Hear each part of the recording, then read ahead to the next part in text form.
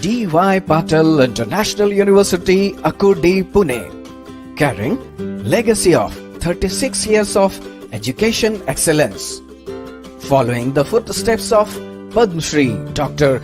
D.Y. Patil, under the graceful guidance of Founder Vice Chancellor Professor Prabhat Ranjan, a nuclear fusion scientist, a futurist. Carve the path to your future career with D.Y. Patil International University, Akurdi, Pune. A new era postgraduate and undergraduate courses, trend-setting multi-track specializations, forward-looking pedagogy, modern infrastructure, well-qualified faculty, state-of-the-art laboratories, and many more. For more details, please visit our website dypiu.ac.in or call us on +91 9071 123434.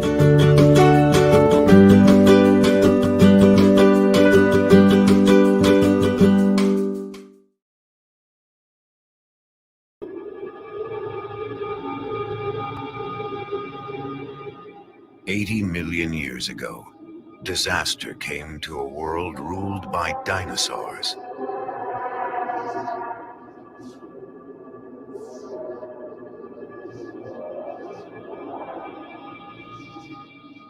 It came in waves of sand and wind that buried every creature alive.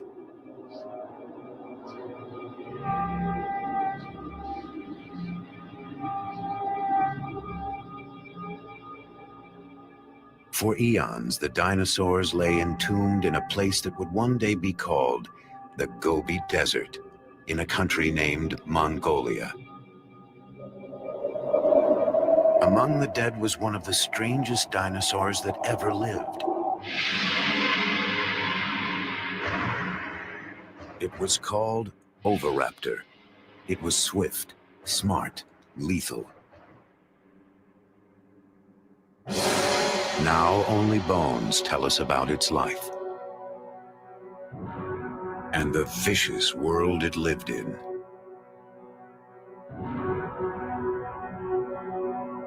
The bones have given us a glimpse of those ancient times.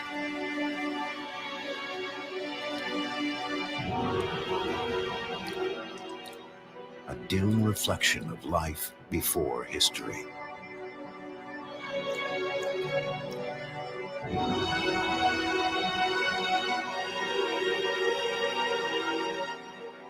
But there is more to the story. Still hidden in the vast emptiness of the Gobi. Now, an ambitious expedition is traveling to that distant desert to uncover the secrets of the Oviraptor's world.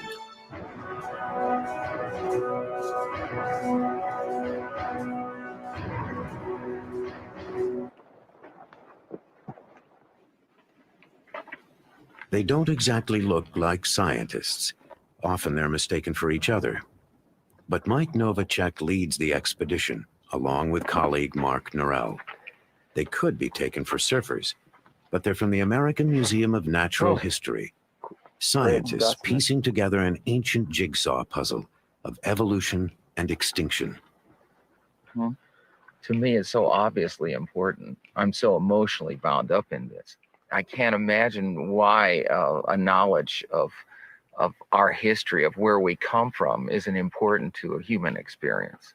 Could you imagine what it would be like to live in the late 20th century and not know that extinction actually existed? There's also just a sense of discovery. I mean, every bone that we find tells us something about how the world was 80 million years ago, which is pretty neat.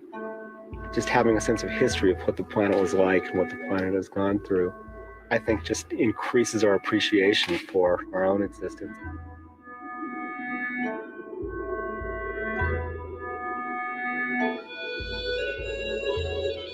Mike and Mark are about to journey to the sun-scorched badlands of the Gobi. It's a desolate area. 500,000 dusty square miles of sand, scrub, and red rock cliffs.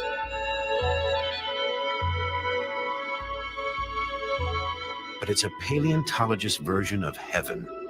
For this is where the oviraptors lived and died, and lay untouched in the earth for millennia.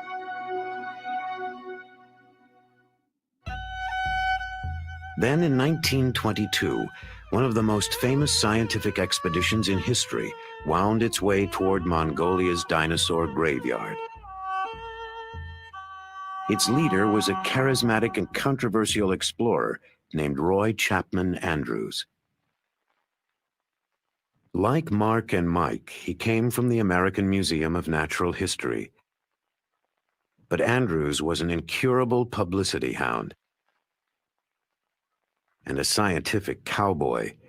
Where his paleontologist used a camel hair brush, Andrews hacked away with a pickaxe. But he found one of the richest dinosaur boneyards in the world. He returned with a spectacular collection of fossils and a library of stunning film images.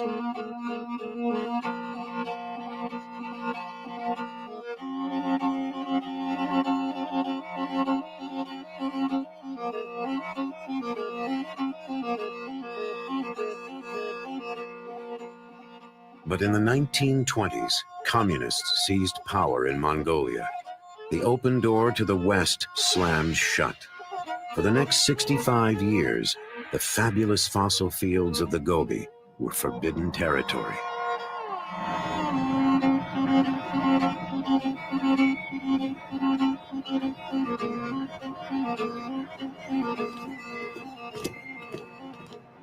Now everything's changed. Only token symbols of Russia's domination remain. Finally, Western scientists can return. What about, we don't want those onions? They rot. They rot in 2 days. So Yeah. I don't know what we're Mark gonna and Mike were among the first scientists allowed in. They're now back for their 6th expedition with the Mongolian Academy of do. Sciences. 3 kilos? 3 kilos. 3 kilos. Yeah. All right, ready to rock. I'm ready to roll.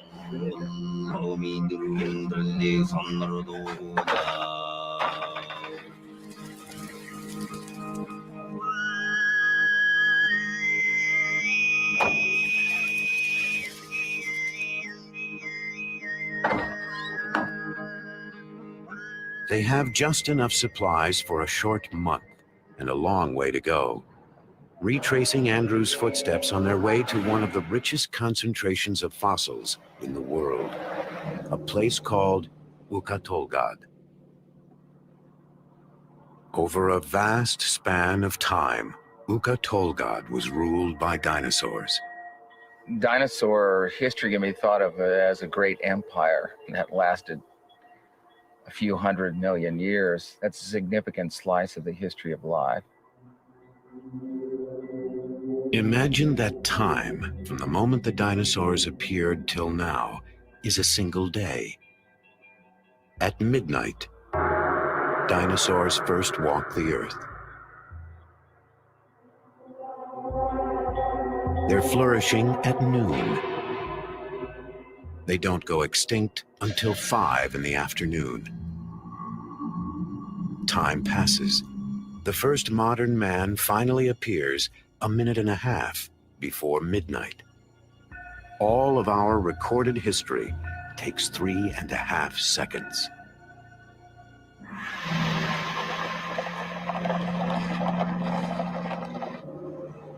In the Gobi, time seems to have stood still. The Gobi is such a big place, and it basically has no life support system. We really have to bring everything with us. So all our food, all our fuel, which we're carrying in a fuel tanker, all our supplies have to be treated like we're actually exploring a polar region. In such a vast area, success is never certain. Even getting there can be a nightmare. Roy Chapman Andrews thought he'd solved the problem in the 20s with a new piece of technology. When it was announced that we were to attempt a scientific exploration of the Gobi Desert with a fleet of motor cars, men said that we were little less than fools. Only camels had been used in that country.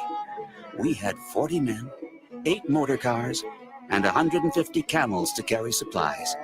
It was the biggest land scientific expedition ever to leave the United States. Roy Chapman Andrews.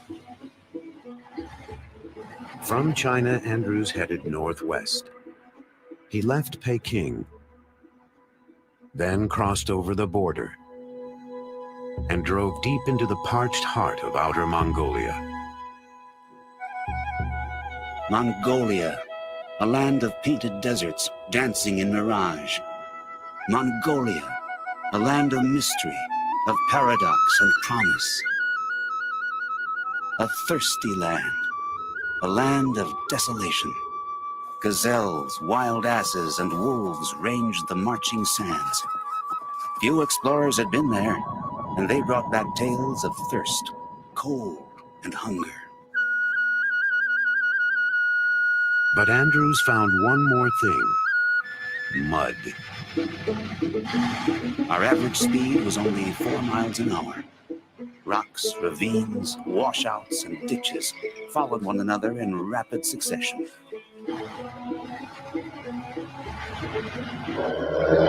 One might imagine that the roads have gotten better. They have not. And even modern Jeeps aren't built for a desert like the Gobi. We have an electrical problem, and we don't know what it is. It's not a very complicated wiring plan, a Russian Jeep. It's not like a Japanese or American car.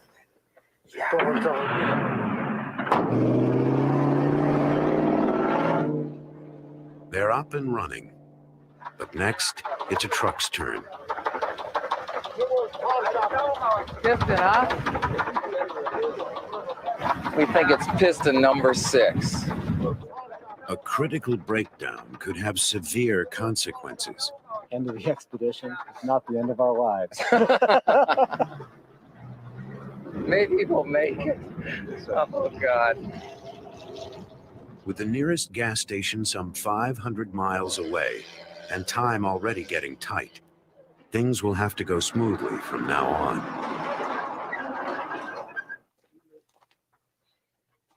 Oh, we're having some mechanical problems. We think it's a fuel pump, but we're not sure. This could be way bad. Could be. It seems to me I got this thing in there without doing the twisty deal. Maybe we'll tow it or Abandon it. Get on with it. We can't stay here more than a day.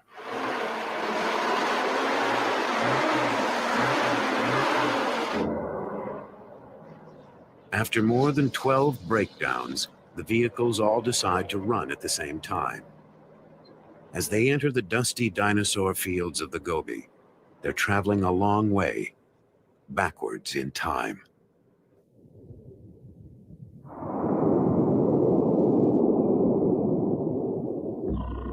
Dinosaurs first appeared some 230 million years ago in a world with a different face. The creatures were thriving 100 million years later as South America and Africa split apart. About 75 million years ago, in the late Cretaceous period, dinosaurs began to disappear, leaving only bones behind. Their bones were more motionless than the continents. Then in the 1920s, Roy Chapman Andrews came to a remote place in the Gobi Desert he would name the Flaming Cliffs.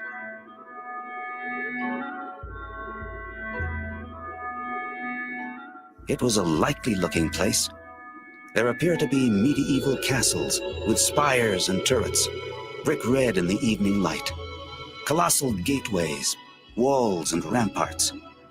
A labyrinth of ravines and gorges studded with fossil bones make a paradise for the paleontologist. Without a doubt, There were hundreds of bones lying just beneath the surface. But where? If only my eyes could pierce that baffling surface and get a glimpse of what lay concealed. Within minutes, they were finding fossils. Andrews and his team had stumbled onto the mother lode of dinosaur bones. They discovered the remains of some 200 different animals, many of them completely new species. The fossils revealed a world that Andrews found alien and terrifying. Dinosaurs were the sort of creatures you might think of as inhabiting another planet, or the kind you dream of in a bad nightmare.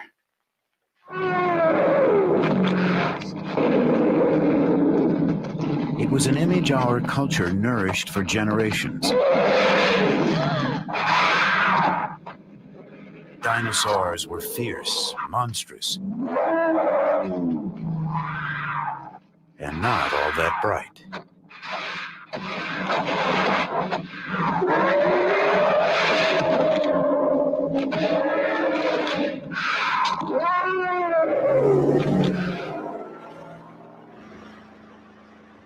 Many of the new ideas about dinosaurs are coming from the amazing boneyard called Ukatolgad.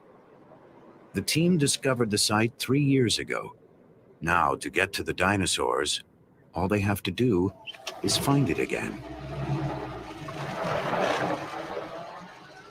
The maps in general are pretty lousy for the Gobi Desert. The towns on those maps are myths in many cases. We don't even pay any attention to any of the roads marked on those maps. They're completely wrong. Even a satellite tracking system doesn't always help. So the satellite may know where you are, but the road you need may be in a completely different direction. So the roads here are very confusing. There are no signs, and many of them lead nowhere. Mandalobo. Mandalobo, sir. So we're gonna go like this. Yeah. We're a little off course. We're not really lost. We're just a bit off course. So we've got to go this away and that away.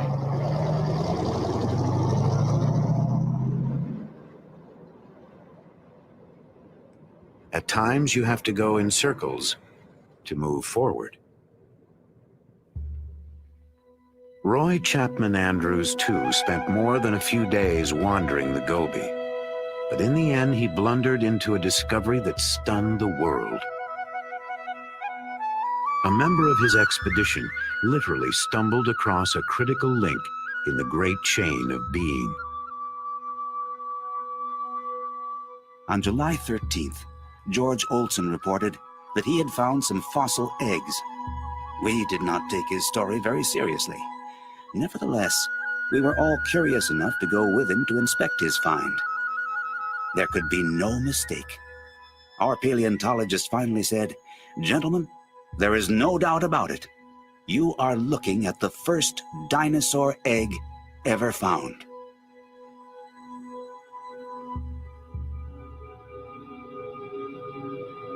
The discovery made Roy Chapman Andrews a national hero. But the eggs were not alone. Lying above the nest was a bizarre skeleton, a bird-like dinosaur unknown to man. It had apparently been caught in the act of murder, stealing the eggs. So it was forever cursed with the name Oviraptor, Latin for egg thief. It would be years before we discovered the strange truth about the animal called Oviraptor.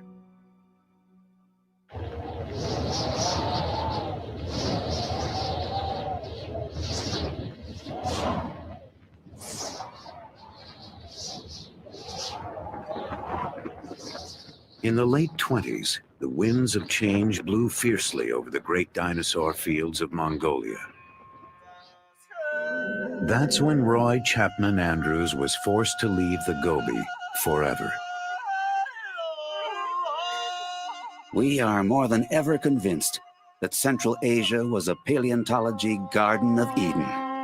Still, We have shown the way, have broken trail, as it were. Later, others will reap a rich harvest.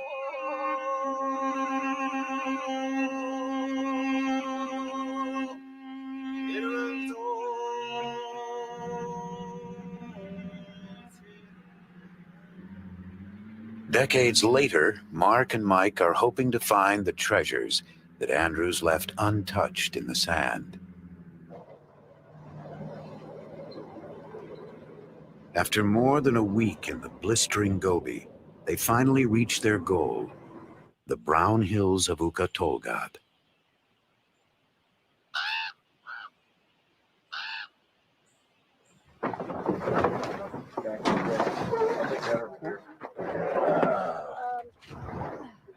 With all the delays, they've only got 2 weeks to work. This is the place where they've pinned all their hopes. With luck, a year of shifting sands has exposed more bones. But even here, there are no guarantees. It is possible to fail in the Gobi. It's a huge area, a huge tract of land. There are lots of rocks, but they don't all contain fossils. You can drive to what looks like the most tantalizing set of badlands you can possibly imagine and not find one scrap of bone. It's a treasure hunt in a way, and it is sort of like finding a needle in a haystack.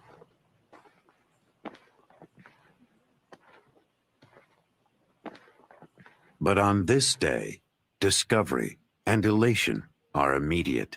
Oh, I see it. Yeah. Oh, ooh, wonderful. Yes, that's nice. There's the claws. Nice. The side of the skull here. These are the teeth sticking You can up see these right teeth. here. Yeah. Each one of these is a socket for a tooth. Yep. Pretty big. This is the hand claw. Okay. Has this big thing right here on it. Retractor bulge.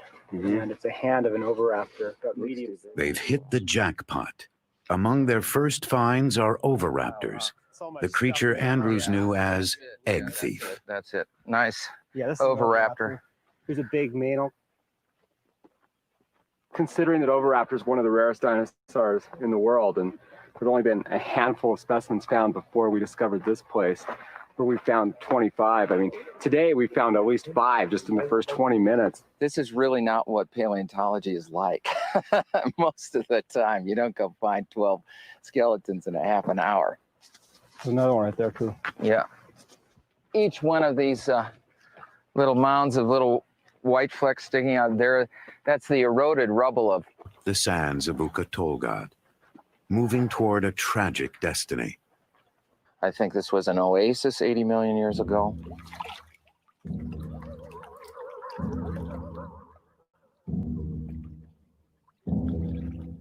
There are huge numbers of dinosaurs and other vertebrates congregating around maybe some water.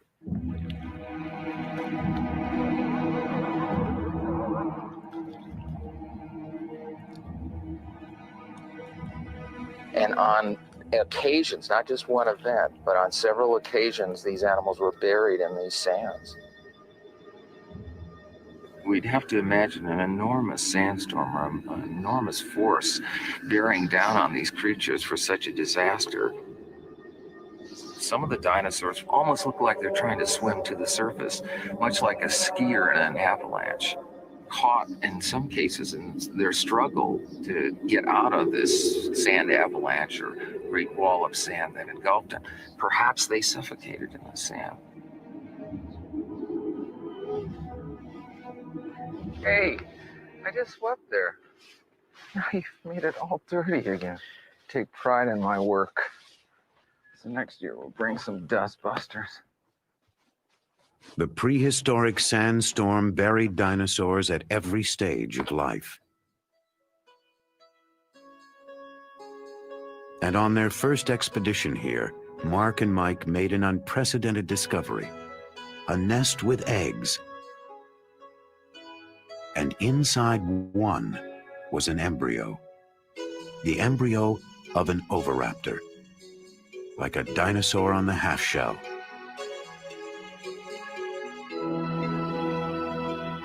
Here was the vicious carnivore, the egg thief, just a tiny baby about to hatch.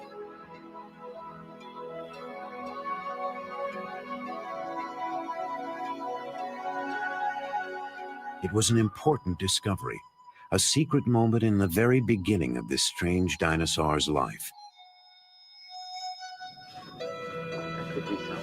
This year, they're hoping to find out more about the oviraptor and its fate.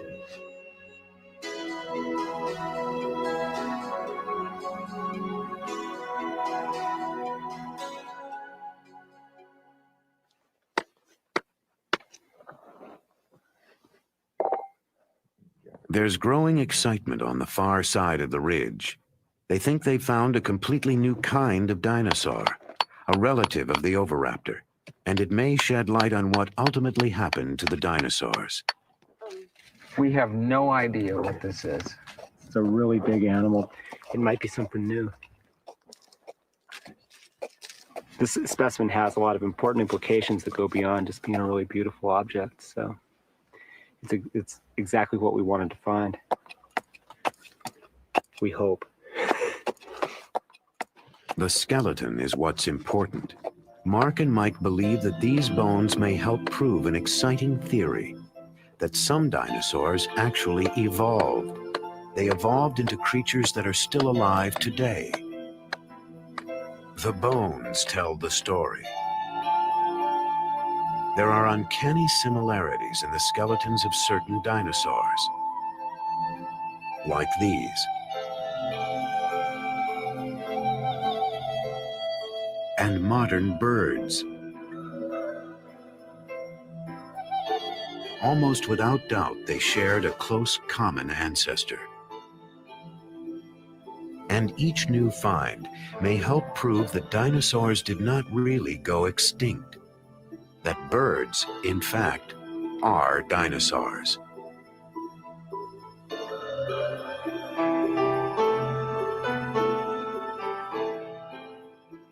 Dinosaurs need to be thought of as incredibly successful animals that exist with us today. We just call them birds. Our skies are filled with dinosaurs.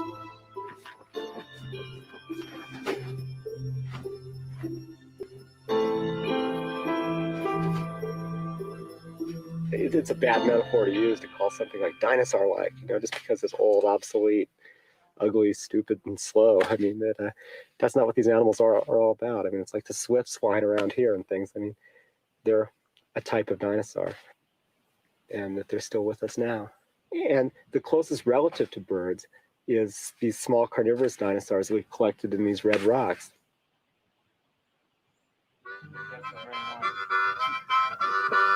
At day's end, hopes are high that this new find will help connect the dots between dinosaurs and birds. The feeling of anticipation is palpable, if not always exactly in key.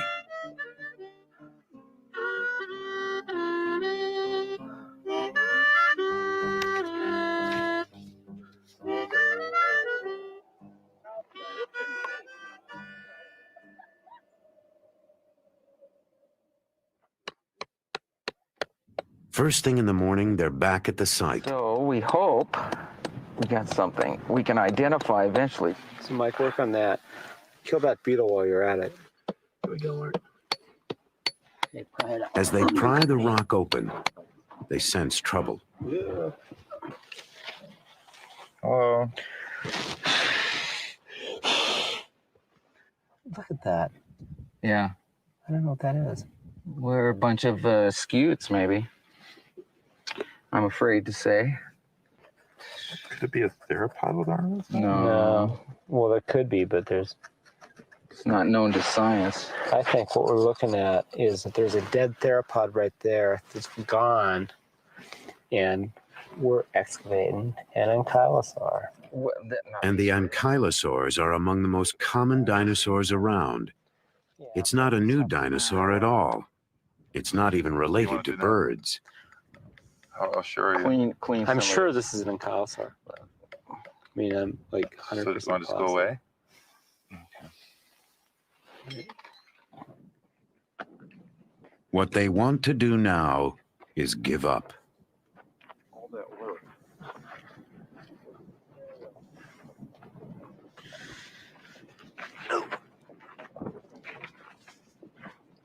Today, the dinosaur hunters have tracked down approximately zilch. Well, you win a few and you lose a few. It's just, I don't feel too good right now. I'm tired. They've spent 2 fruitless days working in the blistering heat. But tomorrow will be another day. With any luck, a better one.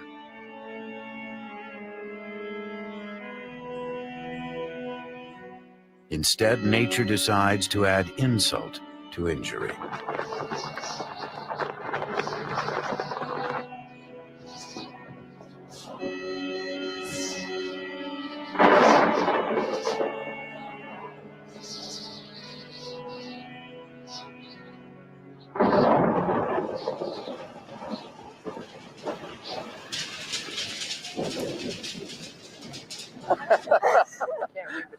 As Mongolian would say, Ik Boro, it's raining. Sounds like I'm bored. Yeah, it sounds like I'm bored, yeah.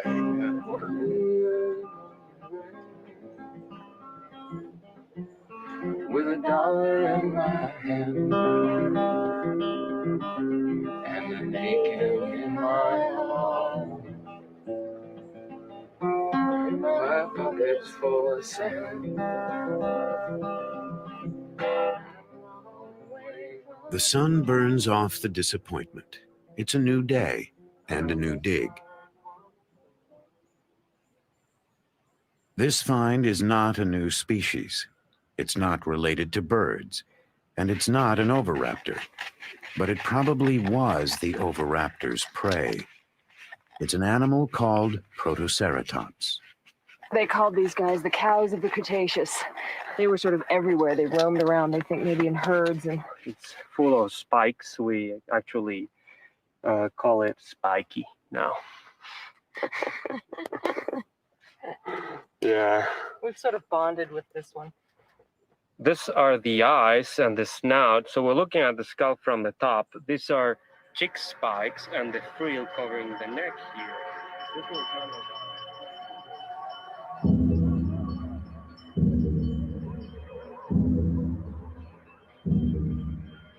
Protoceratops was a bizarre dinosaur, a hog-sized animal with a beak like a parrot's, a strict vegetarian that grazed the ancient Gobi.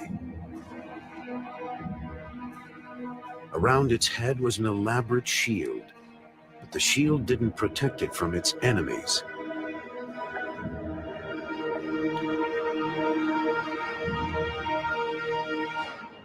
Enemies like the oviraptor.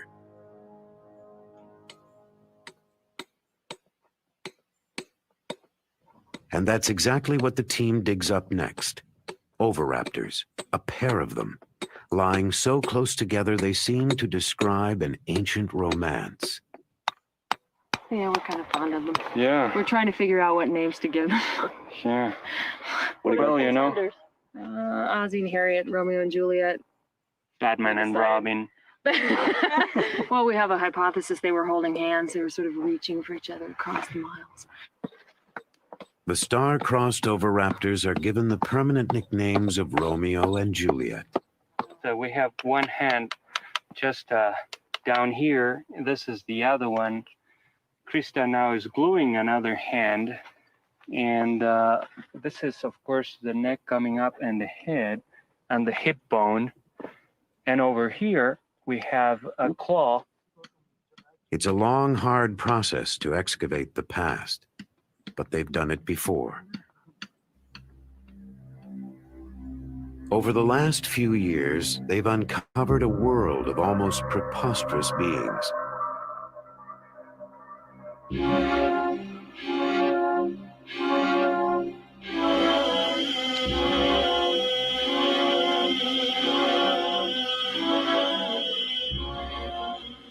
Some are related to birds.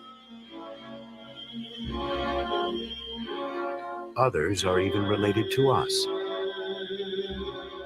Our tiny ancestors mammals that lived alongside the oviraptors. Most of these mammals were small, like early mice and shrews. But these insignificant creatures gradually evolved into all the mammals of our world: the cats, the aardvarks, the whales, and even human beings.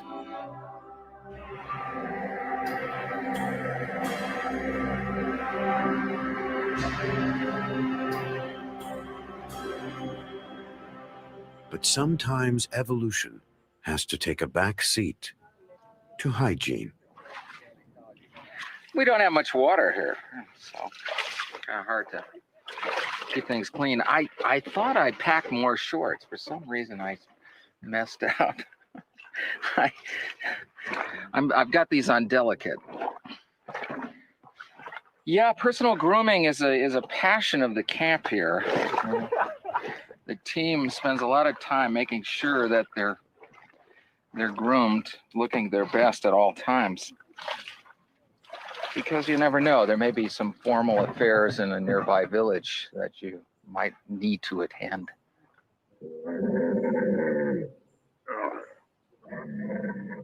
There are only a few days left. It's time for the second act of Romeo and Juliet. The oviraptors await a sheltering shroud of rags and plaster. They're now in the skillful hands of preparator Amy Davidson.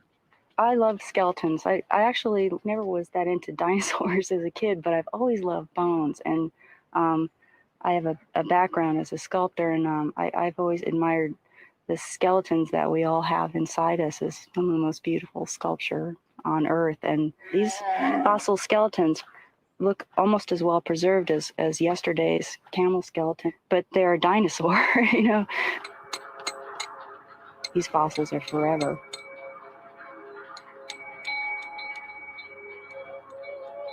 It almost lasted forever. For 80 million years, Romeo and Juliet lay together, reaching toward each other in death.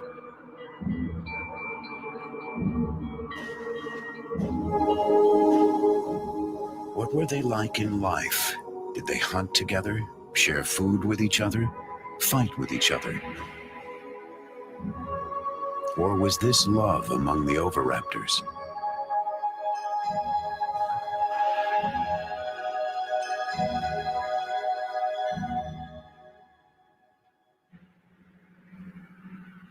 Scientists may never know for certain if the bird-like oviraptors fell in love. But now there's a new find that digs even deeper into the private lives of the dinosaurs, a place paleontologists usually enter only in their best dreams. Oh yeah, it's farther down. They've discovered another oviraptor. And then, in the dirt below the skeleton, eggs, an entire nest.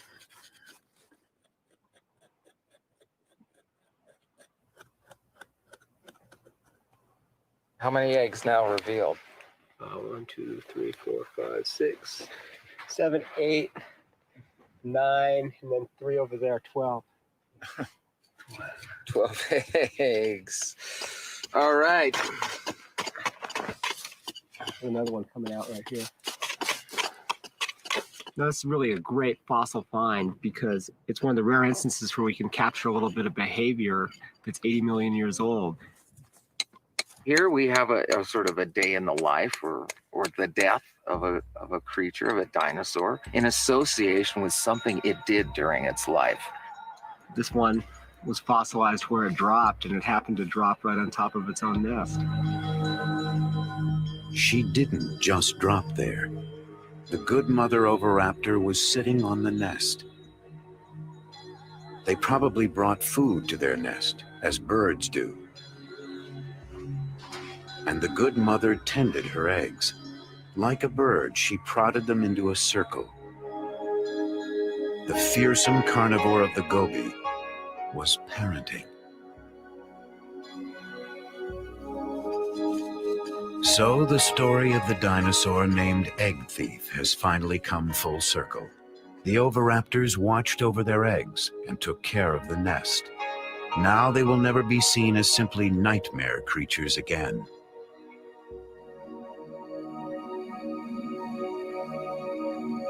The dig has been everything the team could hope for.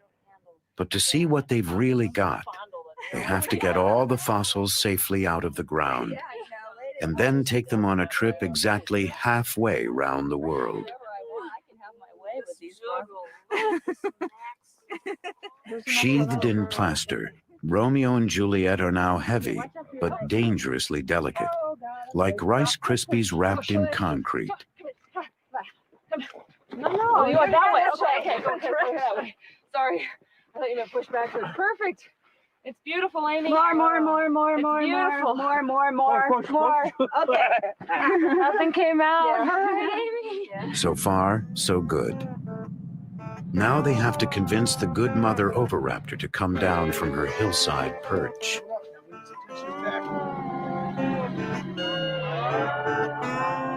It's like moving a grand piano off a cliff.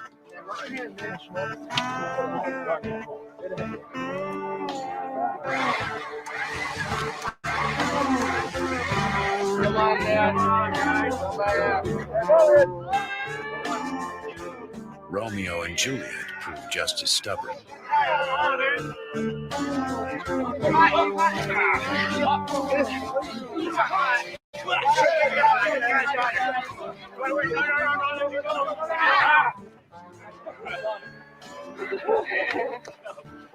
I'm happy. Just drive slowly, please.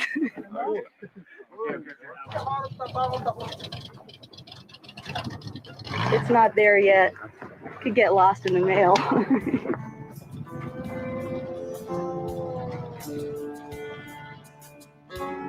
They do get lost in the mail. The good mother oviraptor and Romeo and Juliet are trucked east. And then they disappear, lost somewhere in China.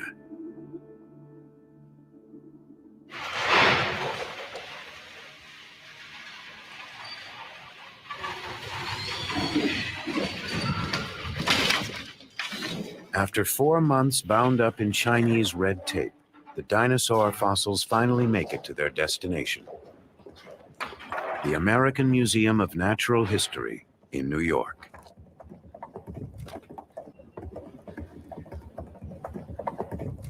The first arrival is Juliet. She's headed for Amy's lab, where if all goes well, they'll find out what ancient secrets lie beneath the recent coat of plaster. I'm really glad this is here. This is great. From the summer in the Gobi to the winter in New York City.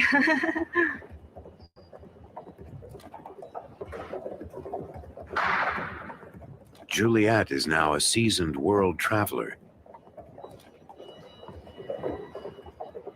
After 80 million years of repose, she's the new kid on the block.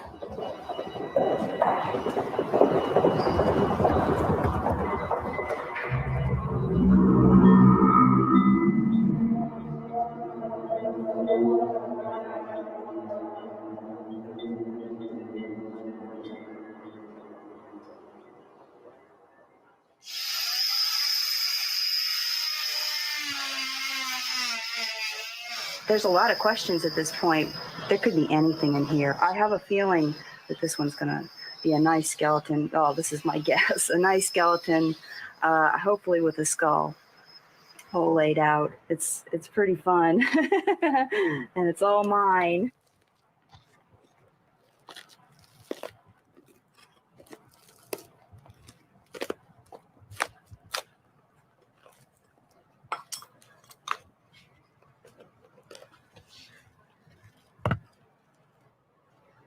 It's a tricky business.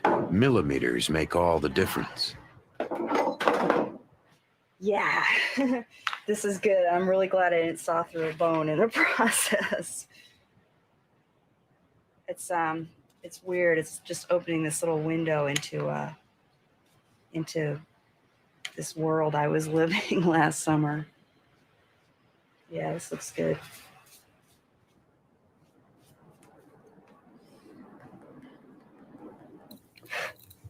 After all this work, they still don't know if Juliet is an important specimen, whether her skeleton is perfect or a total ruin.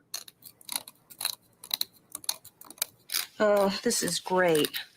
I'm really psyched because this is the skull. It does have a skull. We're really, really happy. I like it, you know, working late at night. It's really hard to go home because I just look at it and say, I can't believe this. It's traveled 80 million years and halfway around the world, and it's sitting here, and it, you know, it's a dinosaur.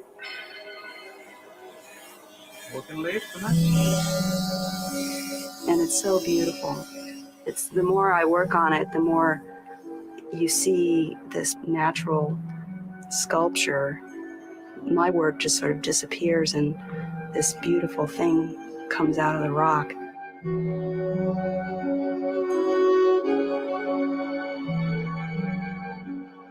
The process takes weeks.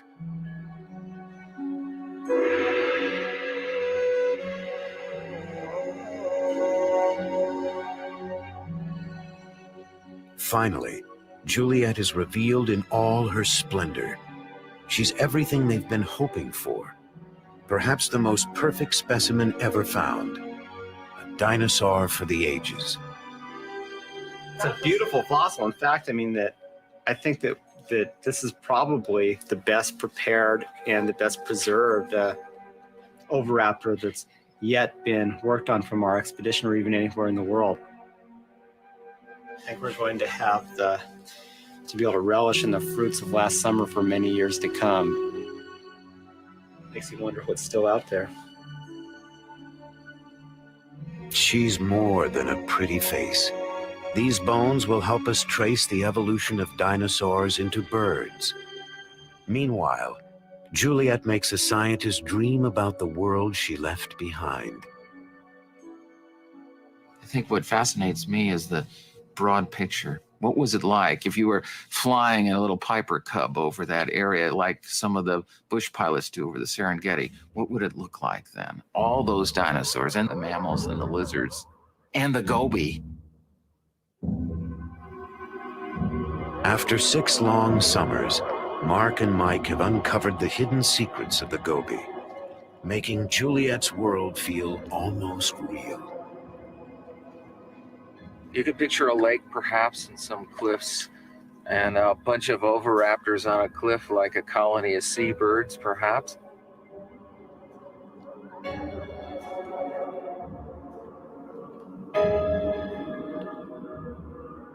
And a bunch of these tank-like ankylosaurs lumbering around near the pond.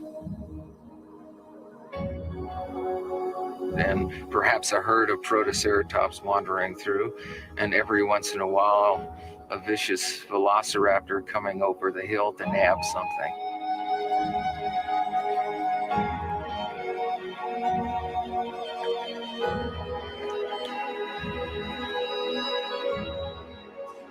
And we can imagine the oviraptors, Romeo and Juliet, hunting together, and the good mother minding her eggs.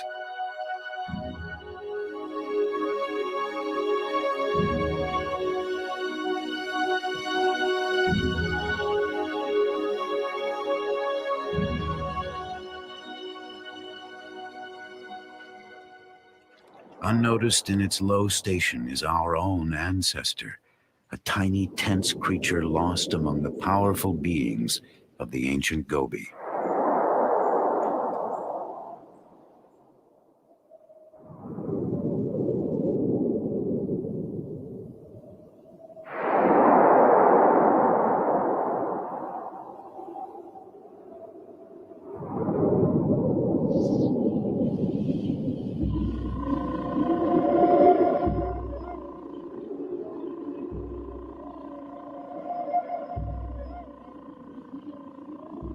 In the end, they would all disappear from the face of the earth, along with most of the creatures of their world.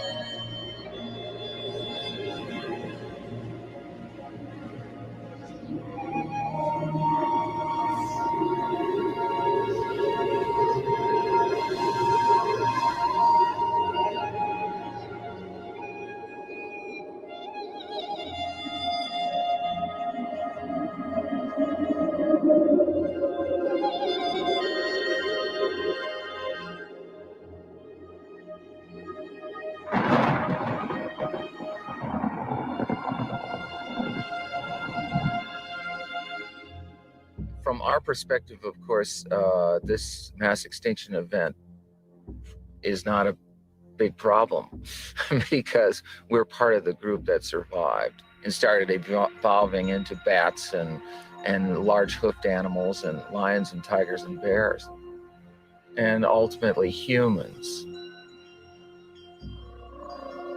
Ultimately, humans, like the oviraptors and most of the dinosaur kingdom, may not be able to count on permanent residence on Earth. Every species that's ever lived has become extinct or will become extinct. And whether extinction is due to the total decimation of a population or whether it's due to the evolution of that species into another species, nevertheless, everybody becomes extinct eventually. So in that view, we've had it. Some species lived and then died out, a story like any other story. Others evolved, changed, and lived on.